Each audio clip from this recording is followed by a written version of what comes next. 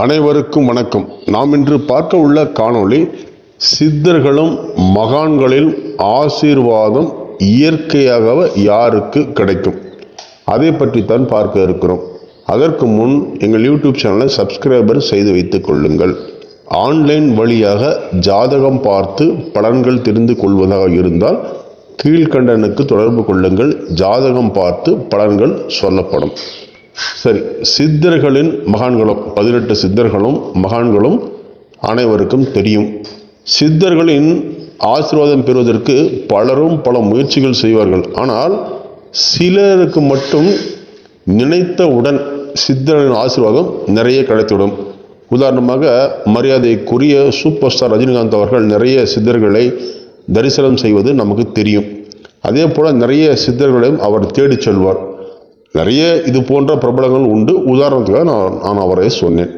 அதுபோல் நிறைய சித்தர்களின் ஆசீர்வாதம் இயற்கையாக சில பேர் கிடைத்துவிடும்.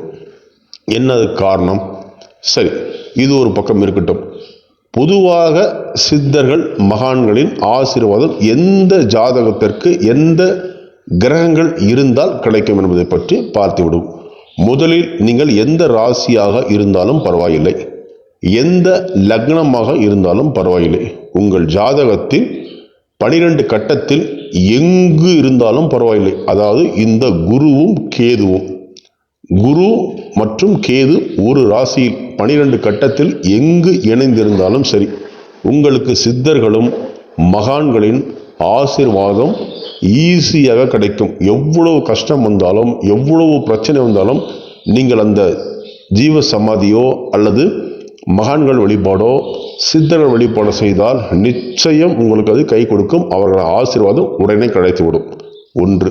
அதே போல கேது பகவானை குரு பகவான் எங்காவது பார்த்தாலும் கூட, கேதுவை குரு எங்கு பார்த்தாலும், அதாவது தனது 5, 7, 9ஆம் பார்வையில் குருவின் பார்வையில் கேது இருந்தாலும் நிச்சயம் அவர்களுக்கு சித்தர்களின் ஆசியும் மகான்களின் ஆசியும் அவர்களுக்கு கிடைக்கும். நிச்சயம் அவர்கள் இந்த போன்ற சித்தர்கள் மகான்கள் ஜீவசமாதிகள் வழிபாடு செய்யலாம்.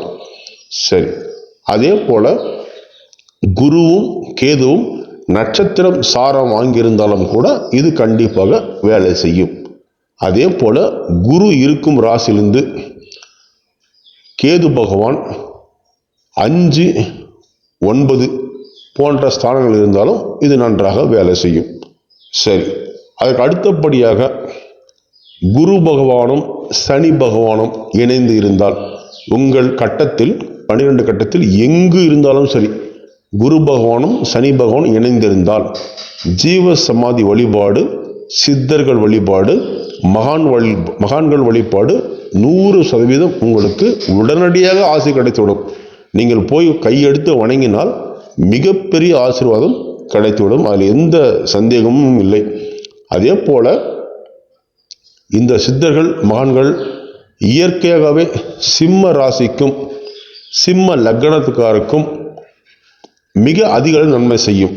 இந்த ஒரு ராசி ஒரு லக்னத்துக்கு மட்டும். என்னவென்றால், பொதுவாக சித்தர்கள் எல்லாம் அனைவரும் நீங்கள் பார்த்தால் குகையில் தான் அவர்கள், பொதுவாக மலைகள் குகைகளில் தான் அமர்ந்து தியானம் செய்வார்கள். அப்போது அதே போல ராசிகளில் குகையில் வாழக்கூடிய சிங்கம், குகையில் வாழக்கூடிய ராசி சிம்ம ராசி. எனவே சிம்ம ராசி சிம்ம லக்னத்தில் பிறந்தவர்களுக்கு இந்த குரு கேது சேர்ந்திருந்தால் அல்லது சிம்ம ராசி சிம்ம லக்னமாக இருந்தால் நிறைய அவர்களுக்கு அள்ளி கொடுத்து விடும். உதாரணம், அதைத்தான் திரு ரஜினிகாந்த் அவர்களின் ஜாதகத்தில் நீங்கள் பார்க்கலாம்.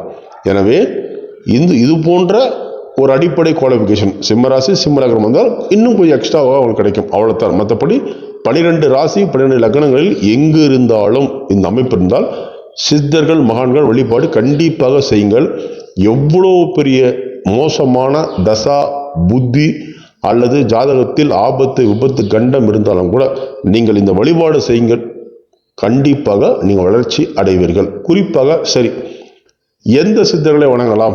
ஒவ்வொரு ராசிக்கும் ஒவ்வொரு சித்தர்கள் சொல்கிறார்களே, ஒவ்வொரு ராசிக்கும் ஒவ்வொரு நட்சத்திரத்திற்கும் தனித்தனியாக பிரித்து வணங்க வேண்டுமா? அப்படி ஒரு கேள்வி வரும். அப்படிலாம் எதுவும் கிடையாது. எனக்கு தெரிந்தவரை, எனது மூளைக்கு எட்டியவரை நான் ஆய்வு செய்ததில் அப்படி எதுவும் எனக்கு தெரியவில்லை. ஏனென்றால் உங்கள் ஜாதகமே உங்கள் மனசை இந்த கோவிலுக்கு போகலாம், இந்த சித்தரை வணங்கலாம் என்று உங்களுக்கு தோன்றும். அதுதான் இறுதி முடிவு. ஏனென்றால் அந்த ஜாதகத்தில் எந்த சித்தரை வணங்க வேண்டும் என்பது அந்த சித்தர் நேரடியாக உங்களுக்கு சொல்வார். எனவே நீங்கள் அங்கு சென்றால் போதும். நமது ராசி இது, நம்ம நட்சத்திரம் இது, நம்ம வணங்குவது தவறு, இந்த சித்தரிடம் போக வேண்டும் என்றால் நீங்கள் கணக்கெல்லாம் போட வேண்டாம். உங்கள் மனசுக்கு ஒன்று தோன்றும். உதாரணமாக கனகம்பட்டு சித்தரை தோன்றும், இல்லை என்றால் உங்களுக்கு பாம்பாட்டு சித்தரை தோன்றும், இல்லை ஸ்ரீ ராகவேந்திரரை தோன்றும், அல்லது போகரை தோன்றும், இல்லது எப்படியோ அவங்க மனதிற்கு ஏதாவது ஒரு சித்தர்களை தோன்றும். அப்படி தோன்றும் அலைகளே சித்தர்கள் செய்யும் ஒரு அதிசயம் தான். எனவே அதுவே உங்கள் இறுதி முடிவு. உங்கள் ஜாதகத்திற்கும் சித்தருக்கும் தொடர்பு ஏற்பட்டு உங்கள் மனதிற்கு அதுவே ஒரு எண்ணம் போல உருவாக்கி சித்தரிடம் அழைத்து சென்றுவிடும். அதுவே தான் உங்கள் சித்தர் என்று நினைத்துக் கொள்ளுங்கள். அவை தான் நீங்கள் வணங்க வேண்டும். எனவே குழப்பம் அடைய வேண்டாம். சரி, இந்த சித்தர்களை எப்படி வணங்க வேண்டும், எந்த நாளில் வணங்க வேண்டும்? பொதுவாக வியாழக்கிழமை சித்தர்களை வணங்குவது மிக மிகச் சிறப்பு. குறிப்பாக யமகண்ட நேரத்தில் காலையில், அதாவது காலை 6 to 7:30 வரும் வியாழக்கிழமை, யமகண்ட நேரத்தில் ஒரு கல்கண்டு வைத்து, நெய் வைத்தும் கல்கண்டாக வைத்து வணங்குவது பொதுவாக ஜீவசமாதியில் நிறைய நல்ல பலன்களை செய்யும். நிச்சயமாக இதை செய்து பாருங்கள். எந்த ராசி லக்னமாக இருந்தாலும் இந்த இணைவு பெற்றவர்கள் சித்தர்கள் மகன் வழியில் போனால் வெற்றி உறுதி, ஆசீர்வாதம் உறுதி, ஆசி உறுதி. சித்தர்களின் நேரடி தொடர்புக்கு நீங்கள் செல்லலாம். நீங்களும் சித்தர் வழிபாட்டிலே சென்று நீங்களும் ஒரு கட்டத்தில் உங்கள் சக்தி இருந்தால் நீங்களும் சித்தர்களாக மாறுவதற்கு கூட வாய்ப்பு இருக்கிறது. நன்றி, வணக்கம்.